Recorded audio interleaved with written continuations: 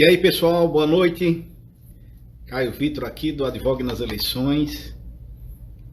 Estamos ao vivo e vamos conversar hoje com o professor Dr. Raoni Biochovski. Boa noite, boa tarde, boa noite. Boa noite, doutor Raoni, tudo bom? Como vai? Como é que vai? Tudo em ordem? Primeiro, agradecer enormemente sua presença, meu amigo. Estava dizendo aqui ao pessoal que é aluno da nossa iniciativa, do Advogue nas Eleições, do Você Eleitoralista, é o curso que a gente tem, falando um pouco da nossa amizade. Nós somos, para quem não sabe, o doutor Raoni também é natural aqui do Rio Grande do Norte, de Natal, meu colega de turma de faculdade da Universidade Federal do Rio Grande do Norte, e nós fundamos juntos o nosso escritório, né, Raoni, antes dele, no curso da sua trajetória acadêmica, ele topou participar ainda do nosso escritório, e Raoni, além de graduado pela UFRN, é mestre pela Universidade Clássica de Lisboa e doutor pela UFMG e professor da Universidade Federal de Uberlândia, da cadeira de Direito Constitucional, não é isso, Raoni? Isso, do Núcleo de Fundamentos de Direito e da disciplina de Teoria da Constituição e Direito Constitucional. Então, Raoni, muito obrigado por aceitar o convite. Queria que você se apresentasse aí para os colegas e obrigado demais. Uma oportunidade única da gente estar debatendo aqui esse tema tão importante. Antes de mais, queria agradecer imensamente Dr. Caio, que para mim é muito mais comumente chamado só por Caio. Na verdade, é um desses irmãos que eu levo na vida.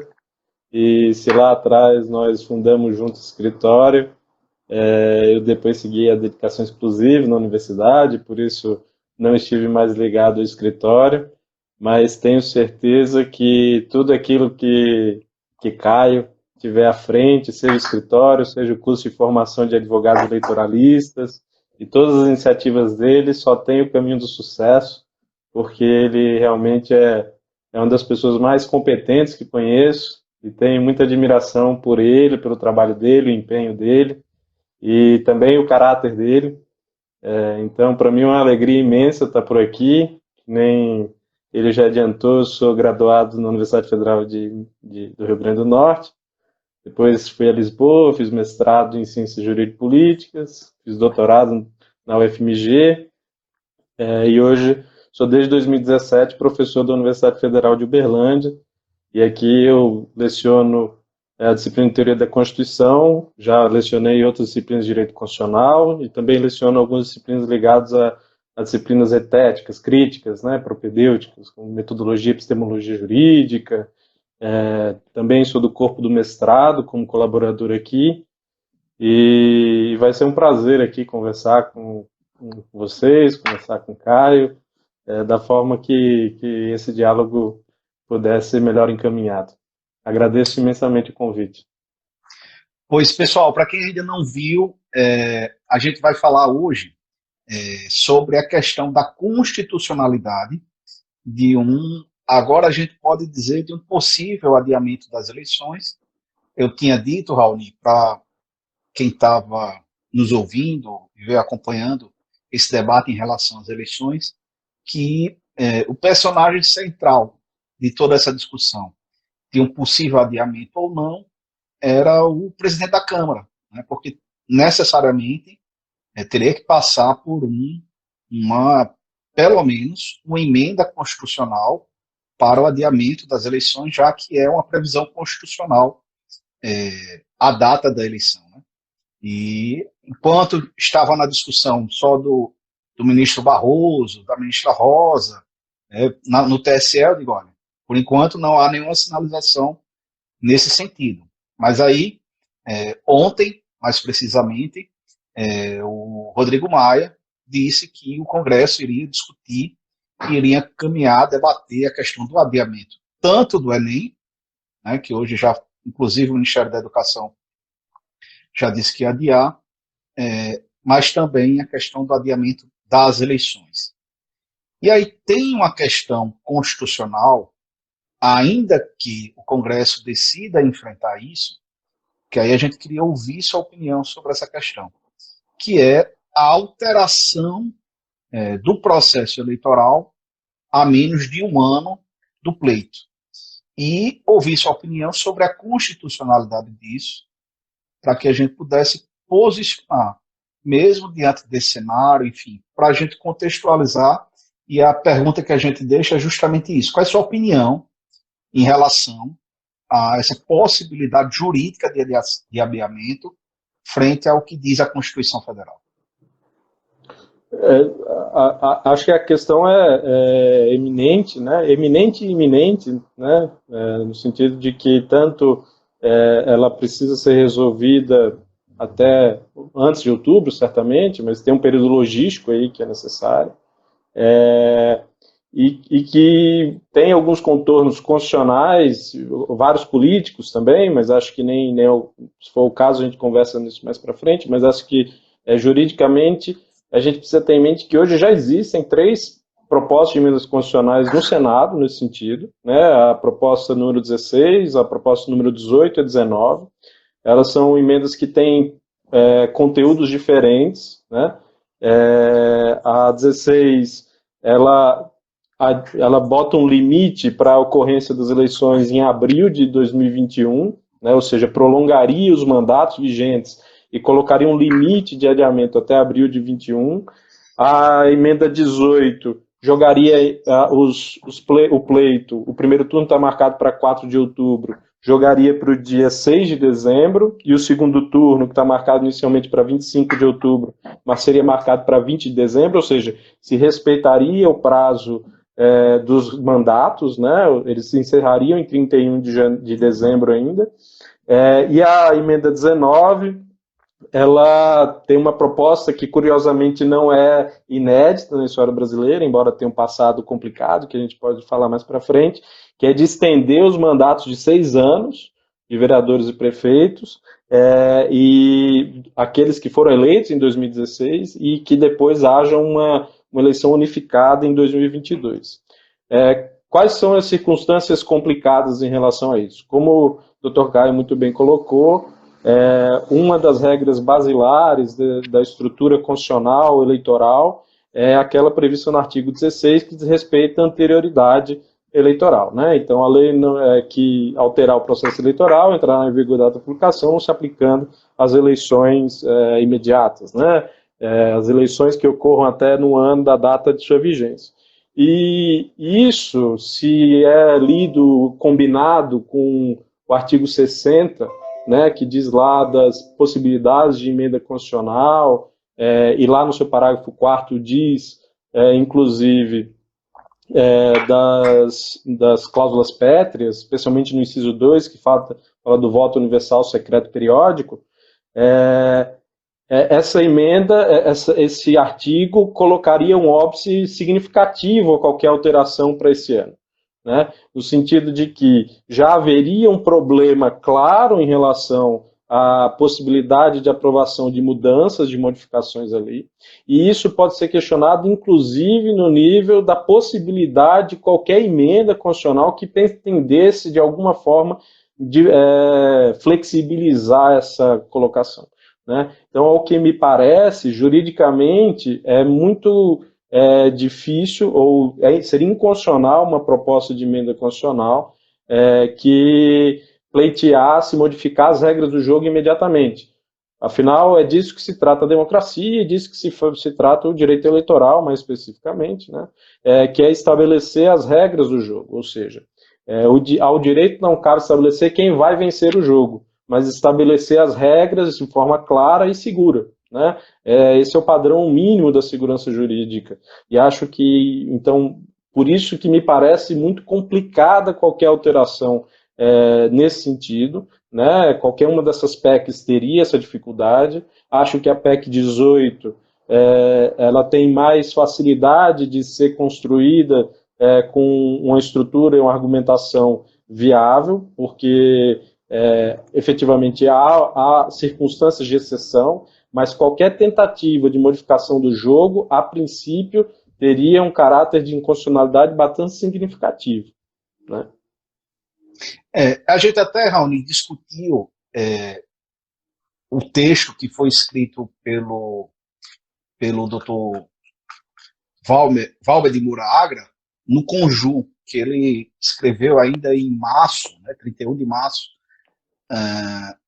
sobre a possibilidade de adiamento diante de um contexto de efetivo agravamento e da constitucionalidade justificada por essa extrema excepcionalidade. Qual é a sua opinião em relação a essa posição? E assim, como conciliar essa questão logística e de defesa da saúde com essa necessidade de realização das eleições, e é possível ainda, em sobrevindo uma alteração, uma aprovação como uma dessas PECs, manter, vamos dizer assim, minimamente um respeito à Constituição? É possível conciliar esse adiamento com nossa Constituição? Essa é uma colocação que ela tem uma posição difícil, porque ela talvez seja uma colocação limite, né? No sentido de que, se a Constituição é o espaço jurídico-político por excelência,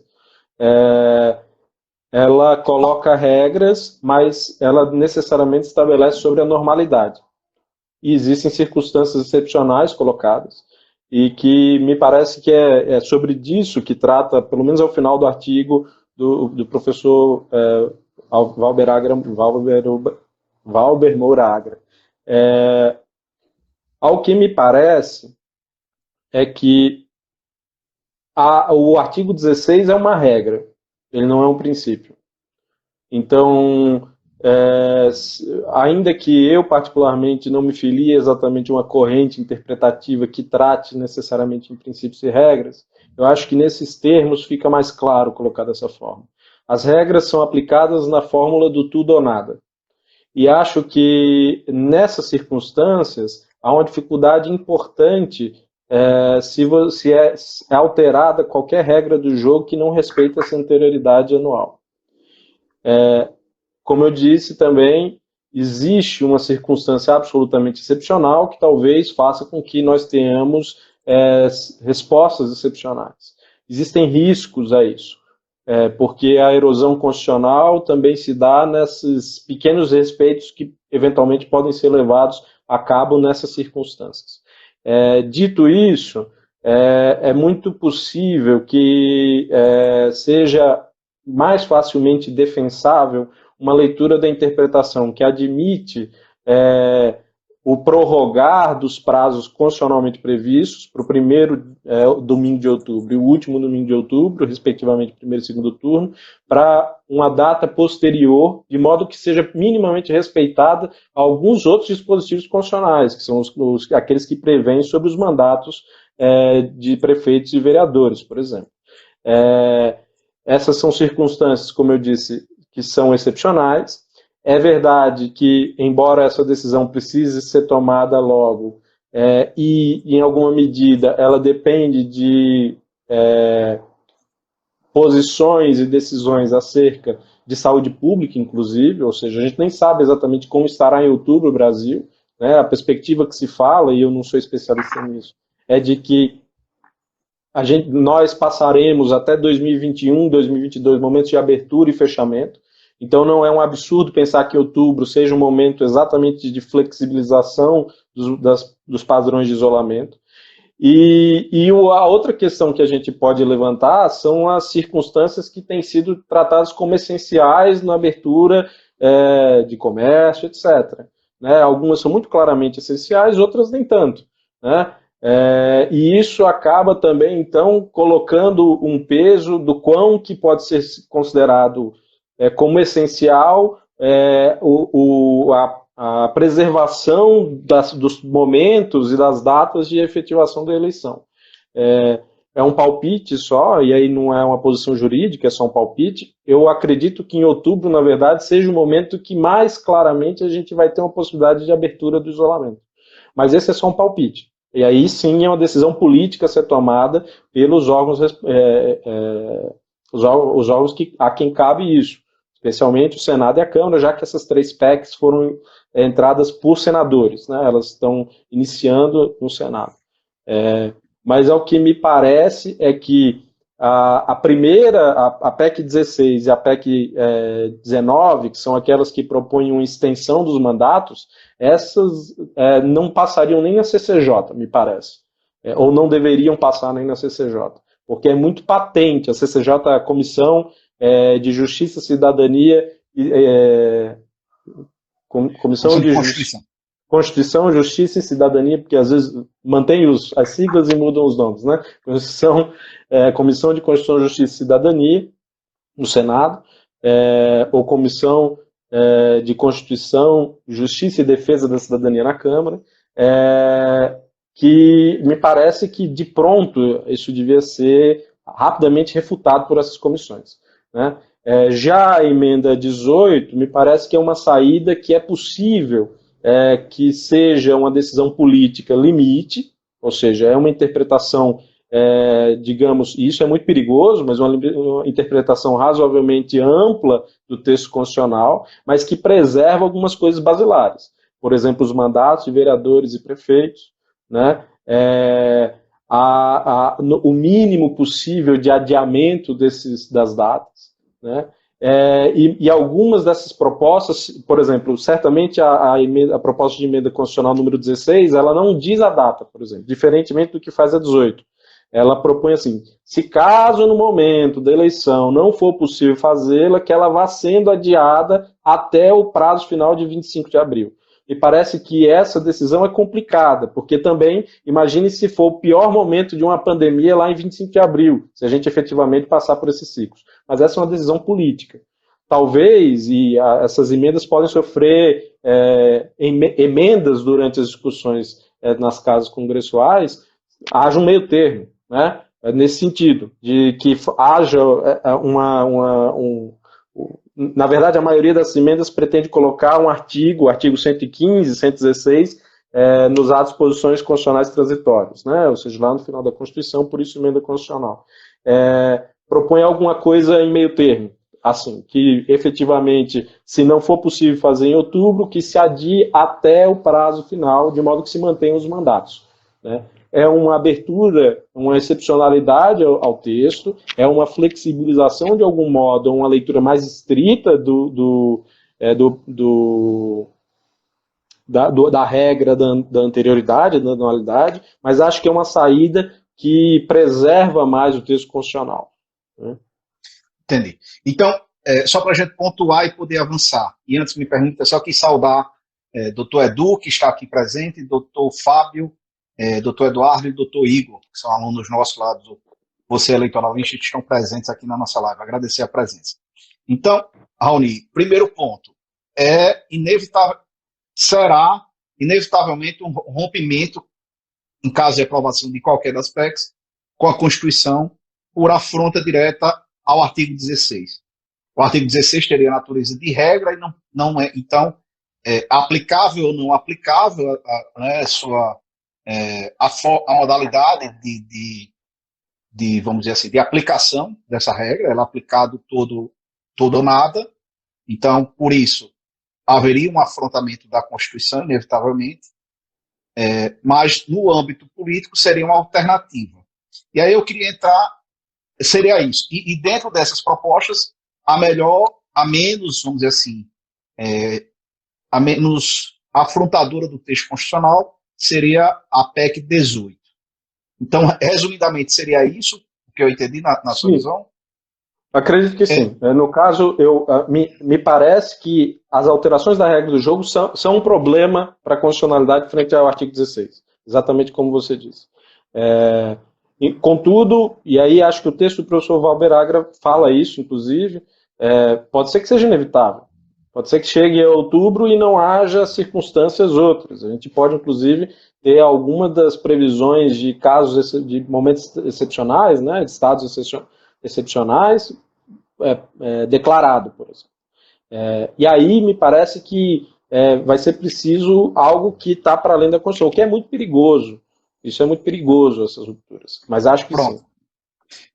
E aí é esse outro ponto. Você falou de erosão constitucional. Você poderia explicar melhor para a gente o que é isso?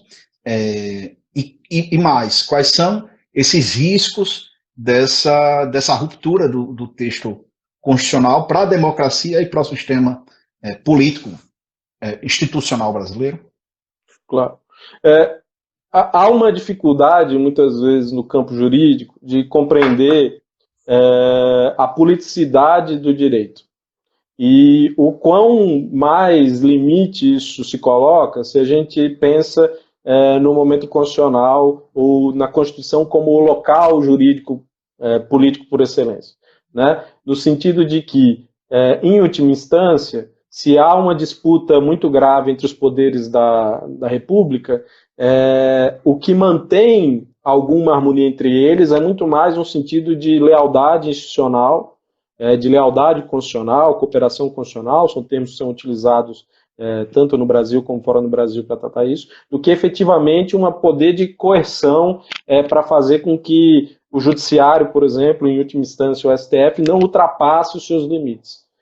O problema é que, como esse equilíbrio é muito mais tênue do que a gente pode imaginar, o hábito, ou seja, a Constituição ser vivida da forma mais espontânea possível, com o mínimo de tensões e rupturas e guerrilha institucional, não é, na verdade, desejável, mas talvez seja a única possibilidade de cumprimento de um projeto constitucional. Isso vale para o Brasil ou para países que têm uma tradição constitucional mais consolidada, como os países europeus ou os Estados Unidos, embora a gente tenha uma tradição constitucional importante, né? Tem circunstâncias que são particulares, com muitas rupturas, como o Brasil.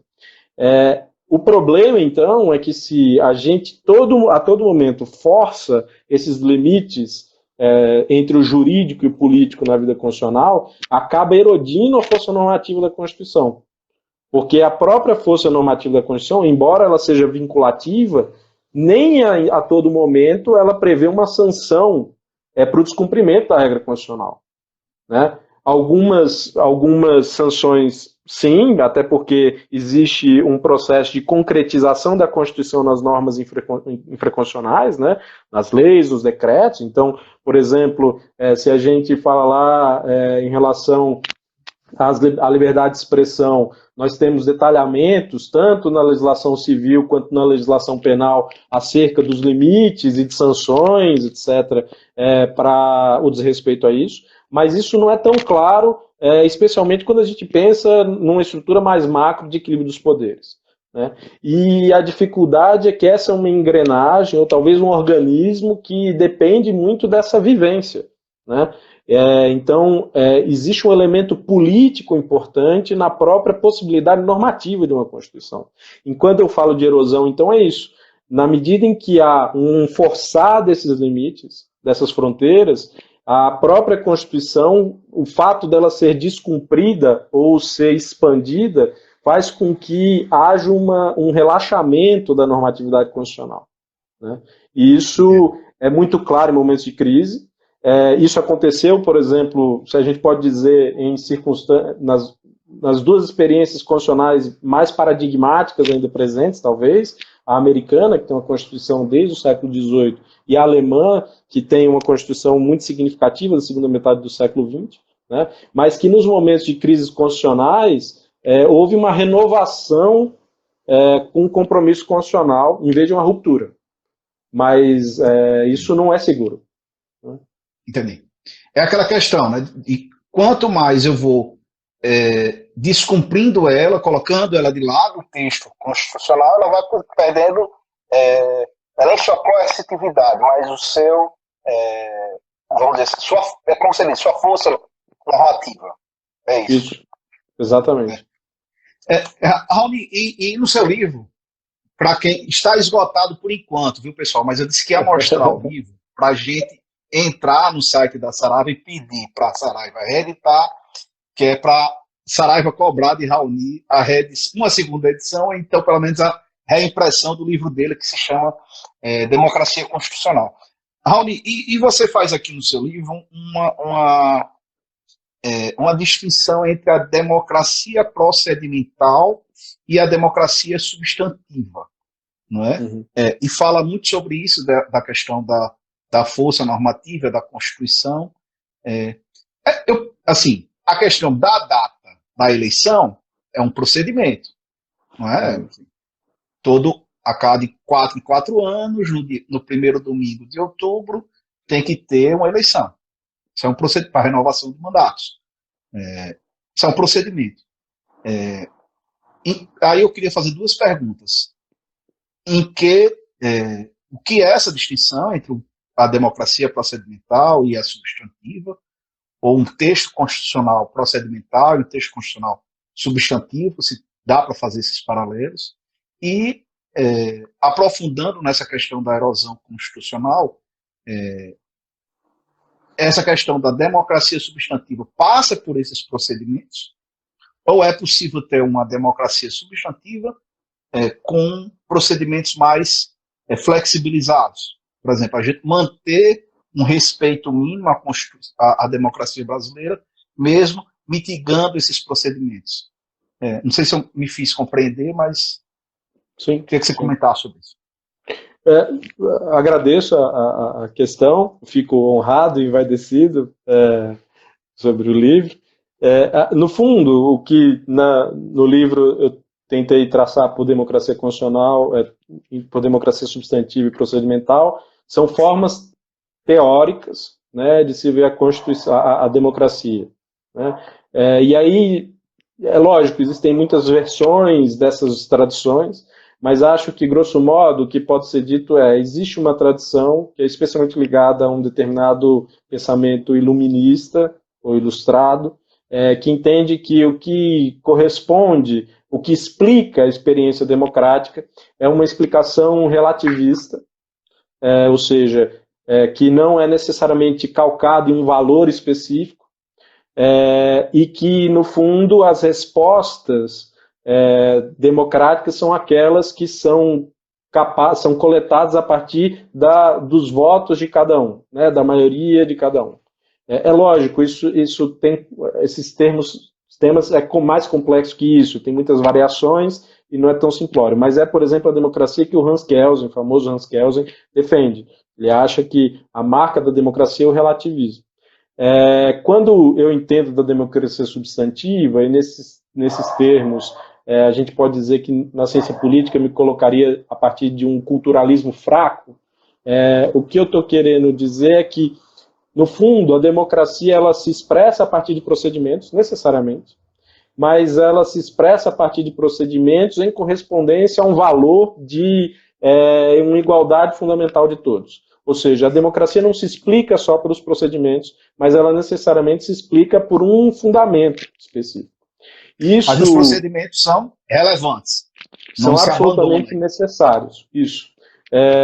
Aqui a diferença, no limite, até por ação política ou postura jurídica, muito possivelmente as posturas são parecidas, embora tenha alguma diferença, que eu avanço já na resposta, na segunda pergunta que você me fez.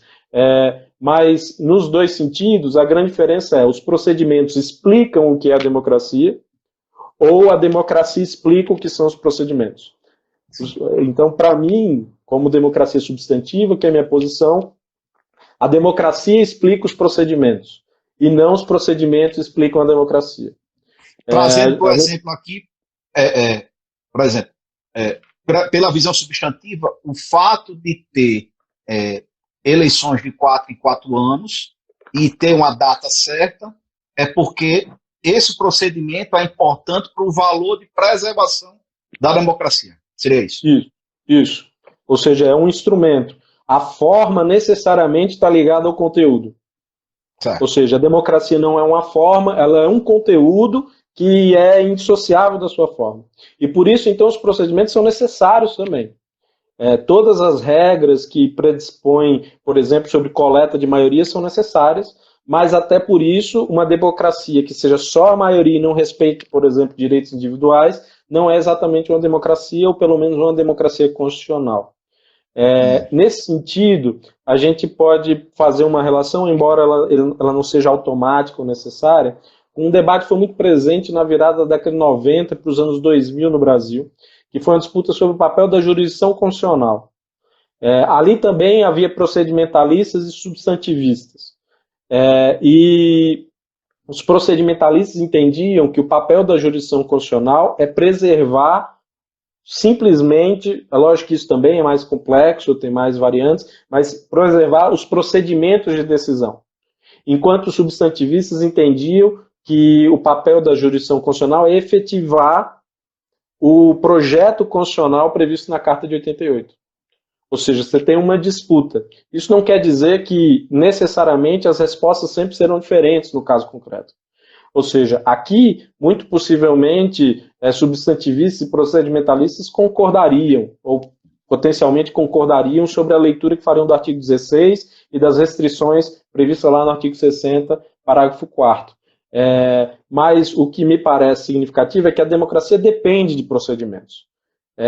A diferença aqui importante é pensar se os procedimentos explicam a democracia ou se, na verdade, é a fundamentação, o conteúdo democrático, ou seja, de um regime político de igualdade fundamental de todos, que explica, na verdade, as regras de maioria, as regras de eleição, as regras de votação nos congressos, etc. Entendi. Perfeito. Raoni, eu acho que, deixa eu ver aqui, eu acho que era basicamente isso, o que a gente tinha para falar. Deixa eu ver quem mais aqui. Agradecer a Marquinhos, que está presente. Teve outro colega que deixou um alô. Igor Brandão, nosso contemporâneo da UFRN, Raoni, também está aqui presente. E assim, o pessoal que está acompanhando o Advogo nas eleições, no grupo do Telegram, a gente vai colocar essas PECs que o professor Raoni falou. E assim, Raoni, o que me chama mais, o que me deixa mais preocupado também em relação a isso, é porque o próprio artigo 16 já chegou a ser questionado recentemente, né, nessa última década, né, quando a gente foi discutir a questão da lei da ficha limpa. Já quase se flexibilizou o princípio da anualidade ou da anterioridade para se aplicar a lei da ficha limpa, a lei complementar 135, na eleição de 2010. E, assim, o Supremo, por 4-3, uma decisão extremamente apertada, foi um daqueles períodos que estavam sem ministros no Supremo, não sei se você se recorda, estavam sem ministros no Supremo e teve que nomear o ministro, porque ficou por 4-3, por 6-5, desculpa, eu estou no quórum do TSE, por 6-5, e quase o TSE quis aplicar a lei da ficha limpa na eleição de 2010 e o STF teve que, por essa maioria, ratificar o artigo 16. Então já já se tentou uma relativização desse artigo 16 por a questão, eu não quero dizer menos importante, mas menos urgente. E daí a minha preocupação que a gente estava debatendo, dessa questão da relativização das regras constitucionais. O precedente, pessoal, é o recurso extraordinário 633703 de Minas Gerais, que no final das contas ficou sob a relatoria do ministro Gilmar Mendes, que se afastou a aplicação da lei da ficha limpa na eleição de 2010, mas veja, precisou de uma decisão do Supremo extrema, assim, um quórum mínimo de 6-5 para poder garantir a aplicação do artigo 16. Então, vai no sentido do que você está falando, de que a gente já teve muito perto, eu quero dizer, por muito menos, não desmerecendo a relevância da lei da ficha limpa. Mas não se tinha urgência e quase se flexibilizou o artigo 16, né? E aí a gente, diante já de uma outra situação, que a gente vai precisar, possivelmente, relativizar mais uma vez. Então, assim, até para a gente caminhar aí, no sentido de encerrar essa discussão, eu queria registrar essa preocupação e a gente reforçar, enfim, o que está em jogo nesse debate em torno disso, né? Sim. E naquele caso, no caso da ficha limpa, existe ainda um agravante, né? Que ali não tinha urgência como há agora, e falava-se de um direito fundamental nitidamente individual, que era o da cidadania passiva naquele caso, né? Da elegibilidade, né? Então, então ali ainda tinha esse agravante, e se forçou, mesmo contra um direito individual e sem a urgência de agora. Só para não me alongar muito, mas eu sugiro que vocês vejam, ou quem tiver curiosidade histórica, que procurem a similaridade que a proposta da atual PEC 19 tem com a emenda constitucional número 14, que foi feita à Constituição de 67, lá em 1980, quando, já no curso dos vereadores e prefeitos eleitos em 76, quando os mandatos se acabariam em 80, eles jogaram para 82 para unificar as eleições. Isso é o que está sendo proposto na PEC, por exemplo, nessa PEC 19. Foi uma medida do regime militar e que tinha como visão, na verdade, evitar que as eleições de 80 tivessem o impacto da lei de anistia de 79. Ou seja, para a gente ver como é perigosa essa modificação e como ela marca tempos de exceção. Porque uma das coisas que, curiosamente, tem sido dito agora para o adiamento é sobre a impossibilidade de uma campanha comum, etc., mas pelo menos a gente pode dizer da paridade de armas nesse momento. Né? Vai ser uma campanha em comum, sem dúvida, no isolamento, mas há uma paridade de armas. Talvez, então, nós devemos nos preocupar muito mais claramente nesse momento com as regras de anterioridade, com as regras do jogo, com a segurança jurídica, do que com os argumentos que muitas vezes são levantados como excepcionais, que muitas vezes não são tão excepcionais. Né? A excepcionalidade, ela às vezes é patente, e a gente vive uma pandemia, circunstâncias brasileiras muito específicas, mas é importante que nós não nos deixemos levar pelas decisões políticas que rompam com as regras do jogo, porque muitas vezes elas são o que são, mas muitas vezes elas são o que estão por trás das decisões. Né? Então, só convido que procurem a semelhança entre essa PEC 19, que está sendo proposta, e o texto da emenda constitucional 14, que foi aprovada em 1980, em relação à Constituição de 67. Isso, fica esse perigo. Edu, que é nosso aluno lá diz, professores, o princípio da periodicidade do voto, previsto na Constituição como cláusula pétrea, já foi objeto de análise pelo STF, que entendeu não ser possível mudar nem por PEC. No caso, só se admitiria a alteração da data da eleição sem alterar a data da posse. É isso mesmo, Edu. Inclusive, é o que a gente falou aqui em relação a qual dessas propostas de PEC seriam as mais compatíveis com a Constituição, né? A 18, a PEC 18. Isso, que não passa por essa discussão, e doutor Edu complementa, a questão é se alterar a data da eleição, o reflexo que os outros passos teriam, registro de partido, filiação e etc. É isso mesmo, a questão é essa. Isso. Só que Edu, a gente está discutindo justamente, mesmo diante disso, e por isso que Raoni falou que a PEC que seria mais compatível com o texto constitucional seria justamente a 18, porque iria no sentido do que você está falando, então não prorrogaria a vigência dos mandatos, por isso que seria mais conforme com a Constituição, e no sentido do que você está falando, só que mesmo assim, mesmo essa PEC, que altera a data da eleição, afronta essa questão do artigo 16, e isso não é um problema menor para a democracia e para a Constituição. É um problema muito significativo, por isso que ele fez esse paralelo, assim, traçou esse paralelo com a emenda qual, Raoni, de 67? 14? A emenda 14, ela foi aprovada em 1980, mas ela em referência à Carta de 67 foi totalmente modificada pela emenda número 1 de 69. Né? Isso. E aí o debate é justamente para a gente, o debate hoje foi justamente para a gente refletir sobre essa, mesmo com adiamento da eleição, mesmo sem prorrogação dos mandatos, como ainda é uma discussão constitucional relevante. Eu acho que ninguém vai dizer, diante de um cenário de efetivamente prolongamento da situação de pandemia.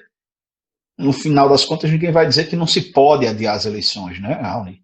Mas, assim, isso mesmo, a gente tem que ter ciência da gravidade do que é esse ato para a democracia e para a sustentação da Constituição, para que a gente entenda, principalmente nós juristas, nós advogados, que não é uma questão simples, simples no sentido de menor relevância, pelo contrário, é de grande relevância.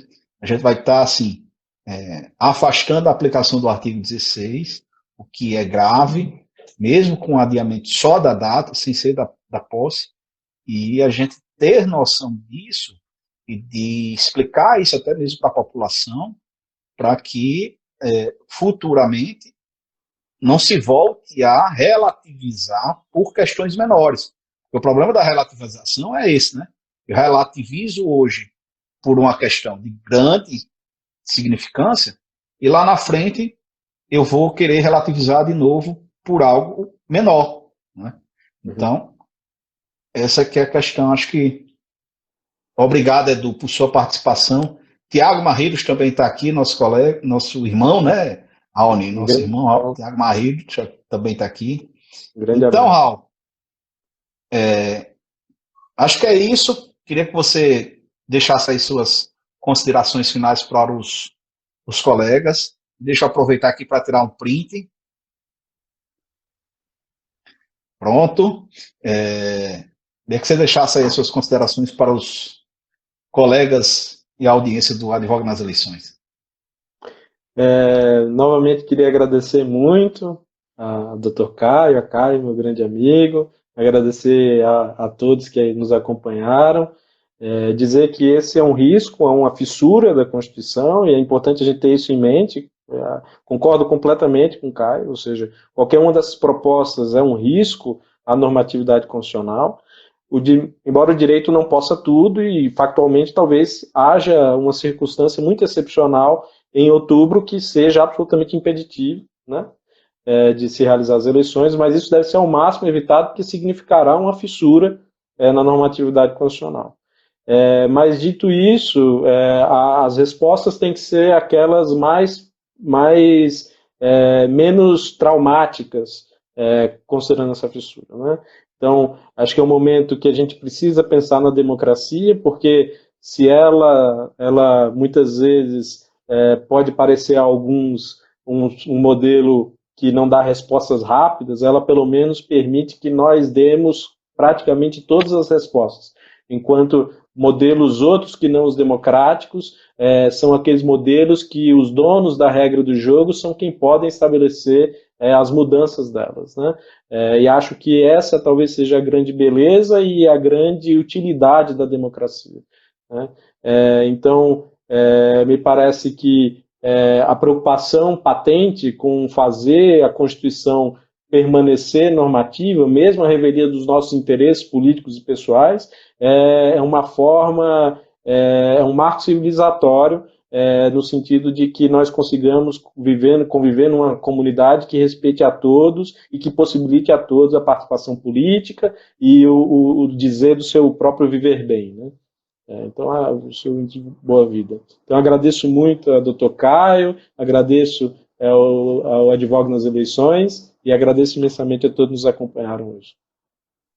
Então, pessoal, obrigado por quem ficou até aqui. Mandar um beijo para minha filha, que ela disse que eu tinha que mandar um beijo para ela, Maria Helena, que está nos assistindo. Beijo para Maria Helena também. Pessoal, é isso. E assim, nós vamos trazer esse debate de alto nível. Esse é um diferencial que a gente pode discutir aqui no Advoga nas Eleições, porque como estamos entre juristas, a gente pode aprofundar o debate para além vamos dizer assim, do trivial, né, de só transmitir o que a regra já diz. A gente pode aprofundar esse debate para questões mais essenciais. Amanhã a gente estará aqui às 8 horas, amanhã um pouquinho mais tarde, às 20 horas, com o doutor Kennedy Diógenes, que escreveu o livro O Processo e o Direito Eleitoral, um livro também robusto, e a gente vai discutir aqui. E deixa eu dizer só uma coisa para a gente realmente finalizar. da importância da gente ter esse aprofundamento no âmbito eleitoral dos debates e das questões eleitorais. A eleição de 2012, eu cheguei aqui do interior, na capital, com uma sentença de indeferimento de registro de candidatura de um dos primeiros clientes que fiz a campanha integral.